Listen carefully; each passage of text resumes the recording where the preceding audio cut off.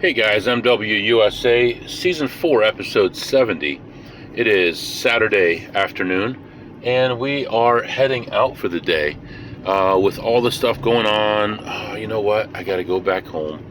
I don't have my charger, and this might become an overnight. I'm not really positive, so might as well go home right now and get that charger just in case.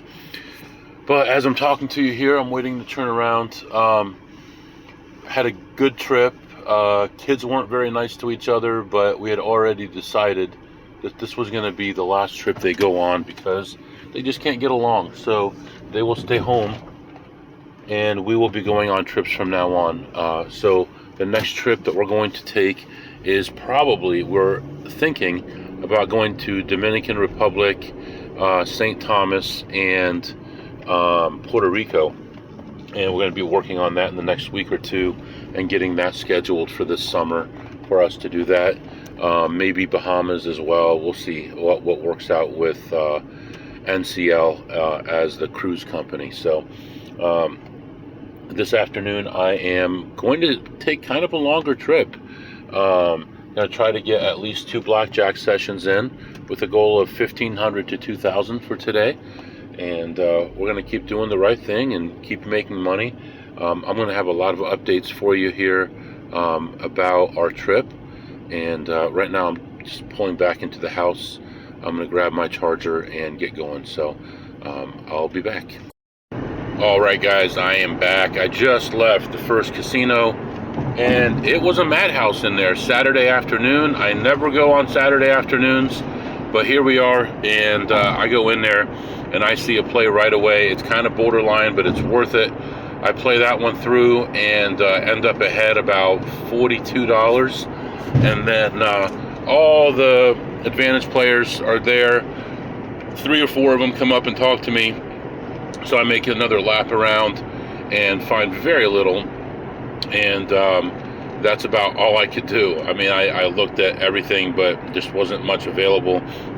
I ended up leaving the session plus 36. Now, I did have food that I could have used throughout the week, and I wasn't around, so I was able to get a double cheeseburger, no bun, and that was pretty good, actually. When you get used to not eating a lot of bread, you don't miss it as much as you thought you would, so that was actually pretty tasty. And actually, speaking of the way that I'm eating right now, I'm now down over 6% of my body weight. So everything is good, continuing to lose weight, and look forward to being over whatever, 10 or 12, 15% hopefully, depending on how things go. But right now I'm feeling good about it. I'm losing weight. I'm not missing anything right now, so perfectly happy with the way things are going. And right now we're moving on to another casino. Hope to play some blackjack there, and then the one after that, hopefully find some kind of a hole carding opportunity. I know they exist in this casino on Saturday, so hopefully I can find one of them. So that's what's going on right now. Just to give you an idea, it's 73 degrees outside. It's cloudy, but it's a decent day. Traffic is a little bit heavier than I'm used to, but overall we're doing fine. So we're moving on to the next casino, and I'll be back to update you. All right, guys, I am back. Oh man, that was a rough time in there, really.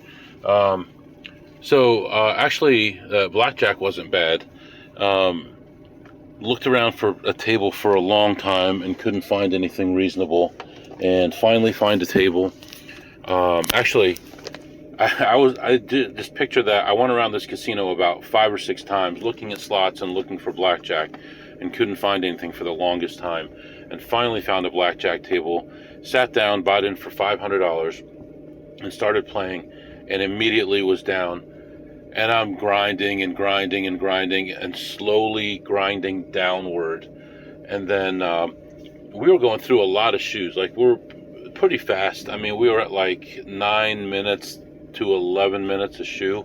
And I had incredible penetration, like half-deck penetration on a 6-deck shoe. So everything is good there. I have got opportunities. But the beginning of every shoe was nasty and put it into a negative state, and then it took forever to crawl out of it, and by the end of the shoe you're barely ahead and barely able to raise your bet. And it wasn't going well for a long time. I bought in for the 500, then 5 more, then 2 more times at 500, and then 1,000, and then 500 and 500 for a total of 4,000.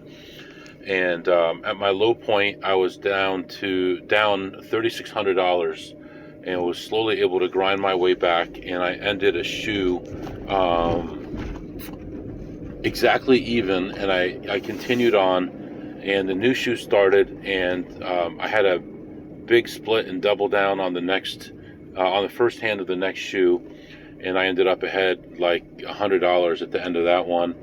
And then 3 people sit down. Don't ask any questions, they just sit down, and I'm like, that's enough for me. So I ended up leaving that table plus 100. The low point was minus 3,600, the high point was plus 100.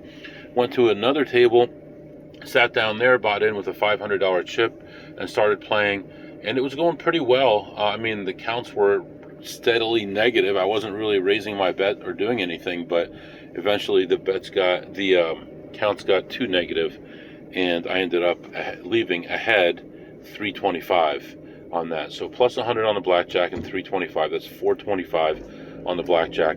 Played some slots, didn't maybe make the best decisions on slots, and ended my slot session down $152. And we're moving on to another casino. So hopefully things get better. At this casino is going to be possibly some slot opportunities, possibly some blackjack, and then we'll figure out where to go from there. But right now, I'll put a lot of time in.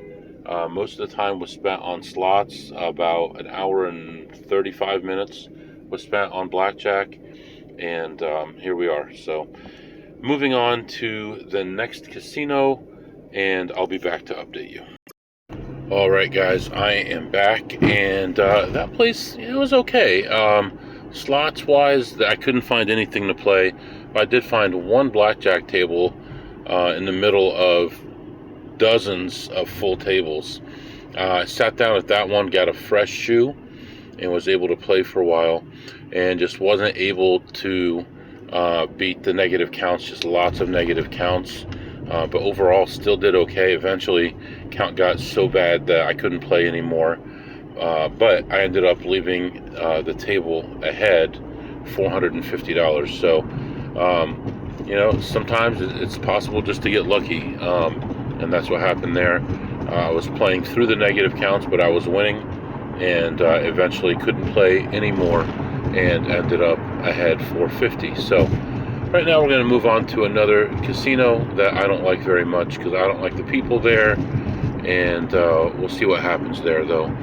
I am imagining that there will be very little slot opportunity because there are so many people in this area checking the machines, but I may be able to play a little bit of blackjack, possibly a $25 or a $50 table. We'll see, but only one way to tell. I wanted to tell you about something else. I don't think I mentioned it earlier. So we got home just before noon yesterday, and got home around 1 o'clock or so, and all the kids went to sleep early, like 2 o'clock, 3 o'clock, one of them like 6 o'clock, and they slept all the way from, like, let's say 2 o'clock until 1 o'clock in the afternoon today. I mean, they were really beat between all the traveling we did on the airplanes and all the driving we did. Anyway, I went to sleep around 11 o'clock last night and woke up with my wife going, oh no, after she let the dogs out. And I figured maybe one of them, went to the bathroom on the floor or something. Then she calls me and tells me that they were both, 2 dogs, both sprayed by a skunk. And they come running into the room as soon as she opens the door and hide in the corner, don't want to leave, they're scared. And I'm trying to get them out of the room, and the room is smelling so bad, it's so strong. And eventually I was able to get both of them out. One of them I had to move him, forcefully, I push him out of the way to get him to go out. And we had a problem on our hands because the last time this happened, we only had one dog, and it took about 2 months to get the smell out of the house, and I knew it was going to be bad. So I immediately got on, I immediately got on Amazon and ordered 2 different skunk sprays. It seems like I'm ordering all kinds of stuff lately to get rid of bad smells. And they were going to be delivered within 4 hours, so I was pleased with that. I ordered those. We have a drawer that has all the candles that we have in the house, birthday stuff, like smelly candles, you know, the bigger ones that you give someone for a birthday or a holiday sometimes. There was probably 35 candles in there, all different scents and stuff. I got them all out. I lit all of them, and it was just working on everything we could. We put some vinegar out, and then she put some peroxide and stuff on the dogs to help get rid of that. And you're only supposed to keep it on for a few minutes because they could change the color of their fur. But she left it on for a little bit longer than that. And actually, one of the darker dogs right now is kind of tinted a little bit lighter, but we were able to get most of the smell off the dogs. The last time the mistake we made was we put the dog in a bathtub right away, and it was in the house too long, and those oils were all over the place, and so it made it harder. But this time we did that, and eventually I ended up sleeping with my youngest son in his bed because the smell was so strong downstairs. So I did that, and then only for like an hour because it was uncomfortable. Went back to my bed, and eventually this morning got up, and Amazon had already delivered the package. So I got that, and we went right to work with it. 1 second here. Sorry, trying to back into a spot here. Anyway, went right to work on that, and we were able to spray everything down. And I feel like we got like 80% of the smell out of the house, so I think we're going to be all right. But it was a pretty bad experience, but what are you going to do? So right now, I'm going to continue on to the next spot, and I'll be back to update you. All right, guys, I am back. I think that place didn't have enough money to have air conditioning running because everybody was sweating their butts off in there. I walk in there, and first thing I do is take a lap, look at the slot machines, and I go in, looking around, and then I see my friend Double Bubble, and he's sitting there playing his normal game. Say hi to him, and he said, "I'm glad I saw you." And I said, "No, you're not, because you're not borrowing anything." And talked to him for a minute, and he told me what was going on in his life, and I told him I just got back from my trip. And then continued on, looked around, found a couple small things to play. I was up about $20. I played a small, tiny must-hit by jackpot, like a $20 must-hit by jackpot, and played that one. And then went over by the blackjack, and there was one good table, but it was halfway through the shoe. There was no one sitting there, so I was going to wait until they spread the cards so I can get a fresh shoe. So I walked around, looked in the high limit slots. I found a tiny play in there, played that, and with that, man, how do I keep forgetting this stuff? I know I put it in my my memo here, but how the hell do I count cards if I can't keep a number in my head? I was ahead $94 on the slots at that point, and then made one more lap around and decided, okay, I'm going to go check one more time the blackjack tables, and if there's nothing there, I'm just going to head out. And I did find the same table was still open, nobody on it, and they had just reset the shoe, so they hadn't spread the cards, but they kind of shuffled and then put the cut card in and started a fresh shoe. So I sit down there and I buy in for 500, start playing, doing okay. I'm up like 100, 125, 150, something like that. And then this guy comes to the table from the other table. I have no idea why. I think he was waiting for the shoe to end over there. He was already playing but didn't like what was happening and was waiting for the shoe to end.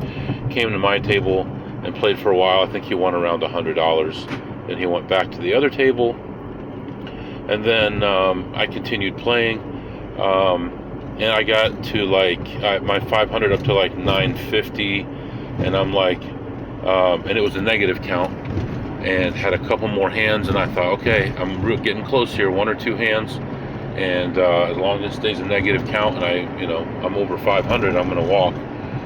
I lose the whole 450 and like another 300 more without winning a hand. It's like whenever you think this could be your final hand or final 2 hands, something always goes awry.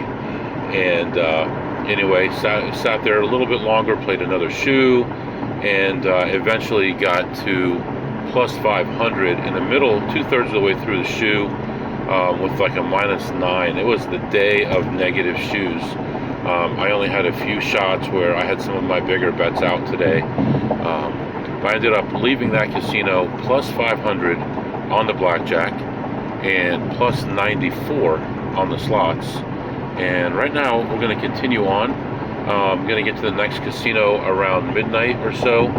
So we got church in the morning tomorrow, so we got a lot of stuff going on, and I need some fuel and maybe some food, because all I've had was that one double burger a long time ago. So that's where we are right now, and I'll be back to update you. Alright guys, I am back. Whoa man, that was a long visit. I was in that casino for about 3 hours, and at this point I'm going to get home in time to get about an hour of sleep before having to go to church, maybe 2 hours of sleep. So yeah, was not that great.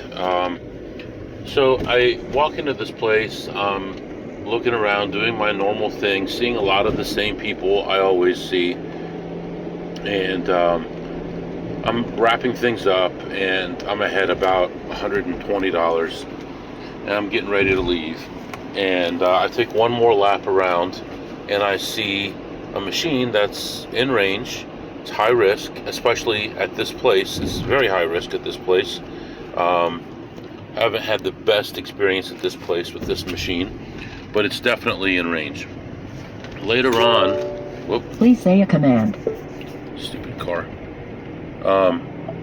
Anyway, later on I found out that another advantage player had just hit a big hit on there, and although it was still in range, he decided to walk away because lots of times it takes some money back before it pays out. So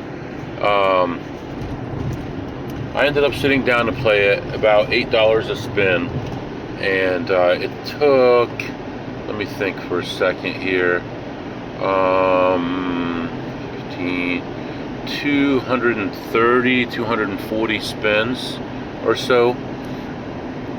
Does that sound right? Yeah, that seems to be right. And ended up just getting killed on this game, and I mean, it was paying so little. In fact, I can do the calculation right now. It was, let me see, 8 times 240, 1680 in play, and before the hit, let me think here, before the hit, it was at 11, so it was 16, it was paying less than 60% before it hit, and by the time I walked away from the machine, I went from being up about 120 to being down about 330, and that wasn't very fun. I played another game and picked up a few bucks. I was down about 300, which actually, yeah, I didn't think about that earlier, but and then now I'm pretty upset at this point. So 300 and 138 is 162, and that would mean, let's see, 15, 28. Okay, so then I decided, I never play blackjack here because I just know how these people are, and they're very worried about card counters, and the rules are okay but not the greatest, and their penetration is okay but not the greatest. Get about a 1.5 deck penetration, no resplit aces, no surrender. So it's an okay game, not a great game on a 6-deck shoe. It's like a $50 to $2,500 table. So I sit down, buy in for $500, and as soon as I sit down, another guy sits down next to me and says, "Do you mind if I play?" Or he said, "Do you want to play alone?" I said, "No, go ahead. I haven't even played a hand yet. I just cut the shoe." Then he walks up.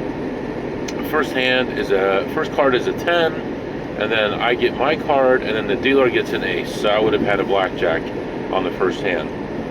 Instead, he loses $500, and I lose about $1,200 the first shoe, betting almost exclusively betting minimum the whole time. He walks away, goes to another blackjack table, and starts playing over there, and I just hear over and over, check change 500, check change 500. So he's losing a lot of money over there. And my dealer is this Asian girl. She's all right. She's a decent dealer, but she thinks for a long time before figuring out if she won the hand or not. And I let her do that too, because she could make a mistake. If she's that bad that she could make a mistake. I didn't see any mistakes. I did see a mistake earlier today where I had an 18 and the dealer had a soft 19 and mistook it for a 17 somehow and paid me, I don't remember how much, but so mistakes do happen even in high limit areas. So I was with her for a while, and then this guy comes over. And then this really incredibly fast dealer comes over. And I remember her from about 2 or 3 years ago. I mentioned on the podcast that I had timed her, and she and I had done a shoe in about 6 minutes. And I thought that was incredibly fast.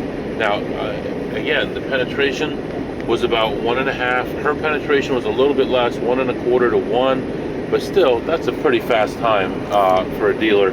Heads up, and we were cranking out those hands. And unfortunately, we weren't doing great. With her, I had bought in for a total of $2,000. And I bopped around with that $2,000 for a long time, over an hour. And then she left, and this guy comes to the table, white guy. He looked like maybe he was a higher up dealer, but he was wearing exactly the same uniform, so I don't think that I wasn't thinking anything fishy was going on or anything like that. And when he came to the table, I lost at least 20 hands in a row. 20 hands in a row on a $50 table with the count rising. And it was so incredible. And then I ended up winning one hand before the end of the shoe and then losing 2 hands to end the shoe. So it was incredibly bad. The next shoe starts with him, incredibly bad. And the end of that shoe the count starts going up. And so now I'm raising. And I actually spread, I know this is ridiculous, but so I spread one hand at 50 to one hand at 600. Although at one point I had a really high count, and I had just lost like 3 hands in a row. I had 1,200 in front of me, and it was the end of the shoe. I put the 1,200 out, and I ended up getting a 20, and the dealer had a 19, and I won that hand. So that was good. But by that point, I had bought in for another 500, another 500, another 500. I got to like 4,500. Then I bought 4,000. I bought it for 200 because the rest of my money was in straps, like in rubber bands, and I didn't want to undo it in front of them. And then I bought it for 300 more for 45, and then 500 more for an even 5,000. Now, interestingly, because it was so late, it was after 2 a.m., they were actually closing up tables, and the pit boss was getting the cards and, putting the marker on the side of them and putting them in boxes and doing all the paperwork and stuff like that, so he really didn't see much or say much. And especially when that girl was my dealer, we were cranking out. Sometimes I had 5 or 8 or 10 $400 or $500 bets in a row, and nobody saw. So, well, I mean, surveillance could have seen, but nobody said anything. So, and actually I was really gutsy, considering I had just played rated with my card on slots, and then I went back there. Not the best idea. Anyway, so I bought in for a total of $5,000, and at my low point I was down $4,600, and I had a big count at this point. And that's when the end of that shoe had gone really well. The beginning of the next shoe started. The counts went up immediately. I started raising my bet 100, 200, 400, and I was at 400 for about 10 or 12 hands, and just winning, doing good, you know, pushing, winning. And then that shoe started turning sour, and the count went negative. And then -2 true count, -3 true count, and at that point I was up to like 5,500, which means I was ahead 500. I decided to continue on and hope that it turned around, and it just continued to get worse, and I ended up leaving with $5,000, which was exactly even for that table. And I asked for 10 $500 chips. They didn't give me any problem about it. The pit boss was nice. Like, they had no idea what I was doing. It's super incredible for a place that's usually this sweaty to not give a crap at all about what I was doing. And like I said, maybe they were just preoccupied with the other stuff that they were doing. Yeah, I was able to do anything I wanted. So my actual spread ended up being one hand at 50 to one hand at 1,200, although that was only once. Other than that, it was one hand at 50 to one hand at 600. And I had a couple $400 double downs that won. But interestingly enough, I had 4 times where I split aces, and every time I had $200 or $400 out there, and I lost all 8 of those bets. So add that up. I assume 2 2s and 2 4s. That's 2, 4, 6, 8, and 16 is 24. That's a $4,800 swing on the splitting aces. I lost $4,800 worth of swing, $2,400 in actuality, but so that was pretty devastating. And I didn't get a single blackjack until at least the 3rd shoe, and I got it on a minimum bet. So it was one of those sessions that looked like it was going to be endless, and I had a feeling that something bad was going to happen, but I was not backing down. I was not playing with any cover. I just did what I needed to do. I was a little frustrated with the slots, and I'm just like, if you're going to say I can't play, then I won't play. But I've never been backed off here. I've had a couple close calls. I've had them come talk to me. I've had them change the penetration, but I've never actually been backed off here. So I played blackjack for approximately, the best I can tell, an hour and 40 minutes. Probably played 12 to 14 shoes, and ended my session plus zero.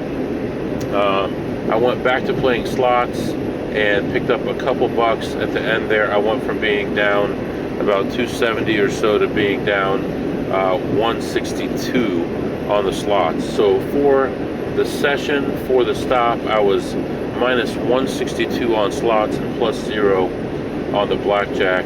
And you know, I would have left when I was up 500 or 550, somewhere in there, but I had a nice count, and I just wanted to keep going until it went negative or I finished the shoe. So that's why I didn't leave at that point. And I really, at that point, things were going so well, I felt like I was going to leave ahead 2,000 or 3,000 by the time it was over, and just worry about cashing chips later on. So let's talk about what happened with the chips. So I got 10 $500 chips, and this place will ask you for ID at 3,000, and they had about 5 signs while you were standing in line It's getting close. Make sure you have your ID ready. And I was like, nope, I'm not doing that. And I even told the lady next to me, I'm like, you know how old I am? I'm not giving these people my ID for nothing. And she was a little drunk. She was telling me, yeah, she's 43 and her husband's 49, and she had like $250 in chips that she was getting ready to cash. And there were only 2 cashiers, and one of them, I guess late at night, they also take care of the Players Club. So there was about 10 customers went through one cashier while the other cashier was explaining the Players Club to one person. And then finally the lady in front of me ended up going to that cashier, and I went to the other guy. Like I said, I had 5,000 in $500 chips. I gave him 2,500, and sometimes these whiny people will ask you for ID. He did not. He counted out 2,500. He put it in the money counter, and it showed 2,500 on the screen. He didn't even count it. He just handed it to me. I said thank you, and I walked away. I went and played some slots. I came back around when I noticed that he was on a break or gone, and at that point both the cashiers were gone, and there was a manager and another girl, and the manager called me over, but I went to the other girl, and I said something like, oh, you were too late, she called me first, and because I don't want to deal with the manager, right? I go to the other girl, I give her the 2,500 in chips. She gives me 2,500 in cash like it was no big deal, and it went right through. This place is interesting because although they have poker at this place also, poker was not open, and even when it's open, it does not have its own cashier. So I had to go through one place, and that's the only place I could have cashed out.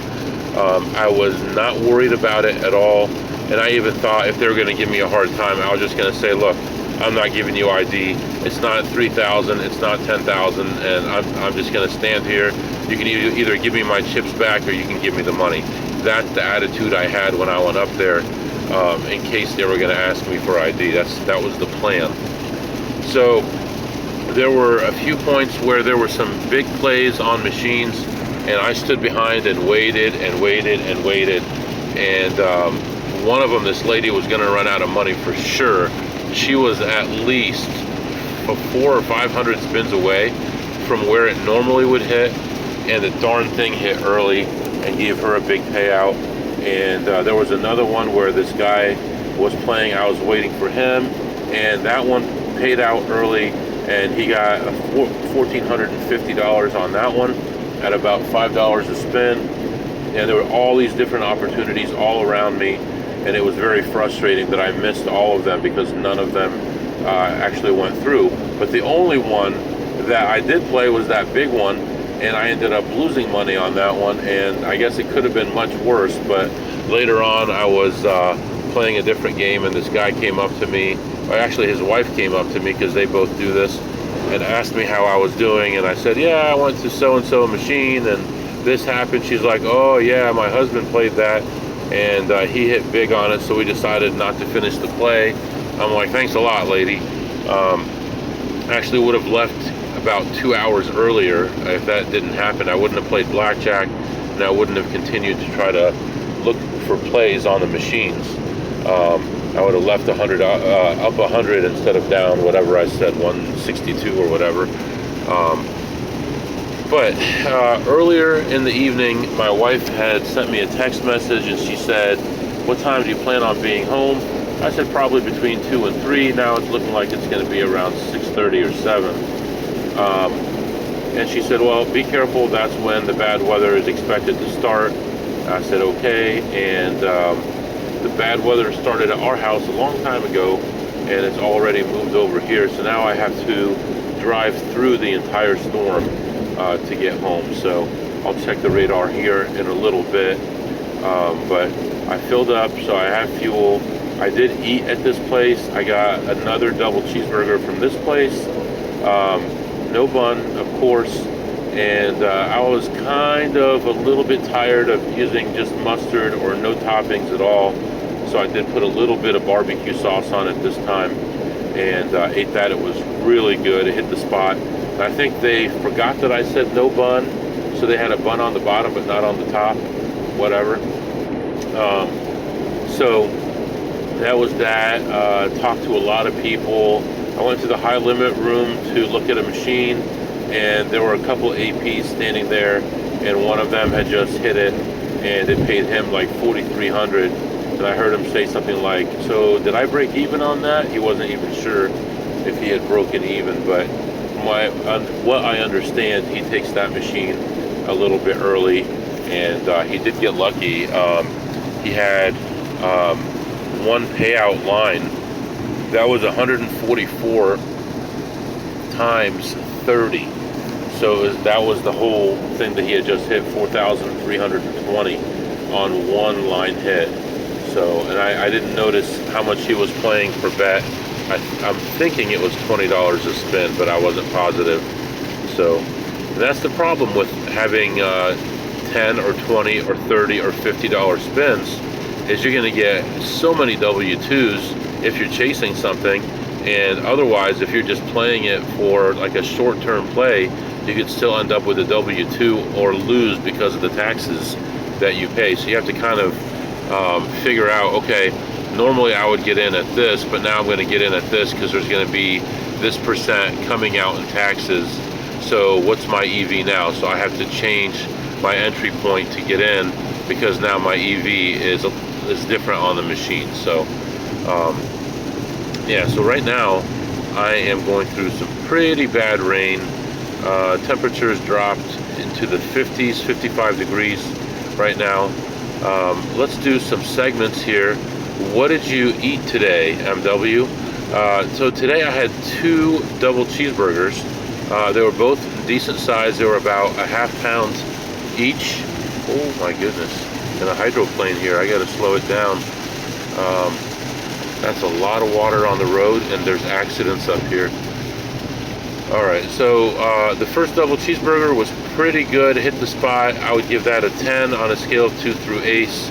And second one probably also a 10, although the barbecue sauce was better than having it plain, even though barbecue sauce has some sugar in it. And what did you tip today, MW? I believe I played 4 sessions of blackjack, including one very long session where I expected to be backed off, but nothing happened. And the first one I tipped $0, and the second one, that one I tipped $0, and the third one I tipped 0. The fourth one though was the big one, and I ended up tipping nothing on that one either. I didn't tip anything on slots. I didn't have any waitresses get me anything. So for the day, with all those whatever $50,000, $100,000 in bets that I placed $0 in bets for the dealers, and I tipped the dealers $0. So it can be done. You can make money without tipping. Don't waste your money. It's your money. It's your family's money, not the dealer's money. Let them get money from some other sucker, not from me. So that's what's going on right now. I'm going to let you go for a minute, and I'll be back. All right, guys, I am back with you, and just reflecting on everything so far today, what's happened today and everything. And you know, it's been a long couple of days with just getting home and getting things taken care of, and then the problem with the dogs and the skunk and all that kind of stuff, and getting bills paid, getting caught up. I still haven't finished my taxes. I got to do that. So it's been a hectic time, but I wanted to get some blackjack time in, and I could have just gone somewhere close and just played some slots and tried to win a few $100s, but I was really focused on getting that blackjack time in. Blackjack has gotten better for me now.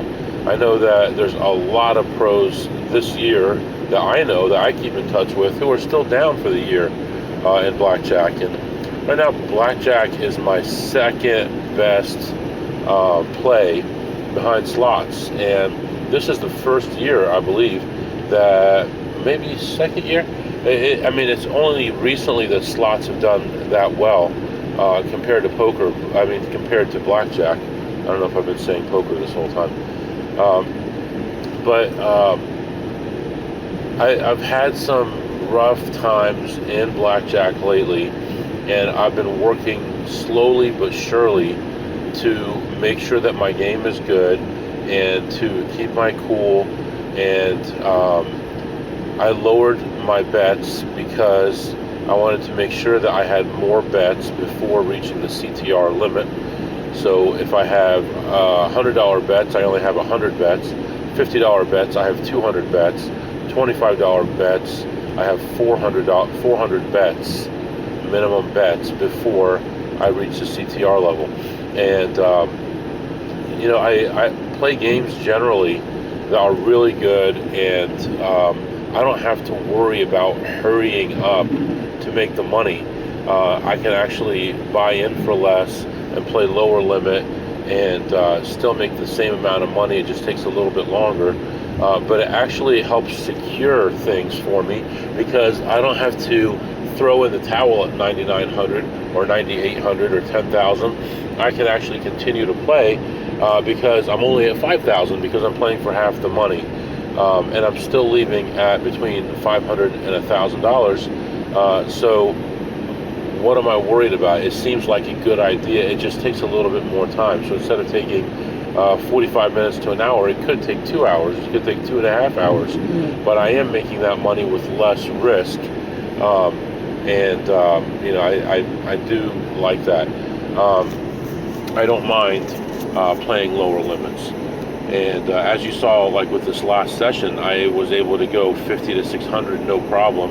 And then the one hand that I stretched out even more than that. So I'm just looking back at my day. It seems like it was like 2 days because it was such a long day. I put in a lot of hours in blackjack over 4 different casinos. But I'm happy with my game. I'm happy with the way that things are going, and I'm progressing in the right direction. The other AP moves that I've been making, I've kind of been on the back burner just because I've just been so busy. I still don't have my life organized well enough to be able to do everything at the same time. And I talked to my wife about it, and I thought, later on, long term, if she's with me or if I have an assistant with me, helping me out, working with me, traveling with me, they could be driving while I'm working. They could be driving while I'm trading. They could be driving while I'm buying and selling, other AP things, and maybe even get into sports. But right now, I can make money in sports, but it's on the back burner because it's just not enough money for the amount of time that I have to spend. So anyway, I don't know if that's just a bunch of rambling here, but I feel like my game is going in the right direction. And although I'm pretty far behind where I want to be for the year, at this point, I'm about 3 weeks behind. I do feel like I'm on a good trajectory and everything will be okay in the long run once I figure things out. So anyway, right now, it's 2 hours after I talked to you last, still continuing my trip home. When I get home, I'm going to try to get a couple hours of sleep, go to church, come home, have lunch, and head out for another long day. Should be another 12 or 14 or more hours tomorrow night. And then I go back to work Monday morning, which would be the morning I get back from tomorrow night. So I'll go all the way through like 5 or 6 in the morning, sleep a couple hours tomorrow, and then go to work. And I'm not on call or anything like that at work, so I'll have a week of quiet to be able to catch up on all the stuff at the office. And then we'll be back on track again. So other than that, we're going to be focused on the cruise this week. We're going to be focused on finishing taxes hopefully this week, and we'll just take it one step at a time. So for now, I'm going to let you go. If you have any questions or comments, my email is mwusa21@gmail.com, mwusa21@gmail.com. See you next time.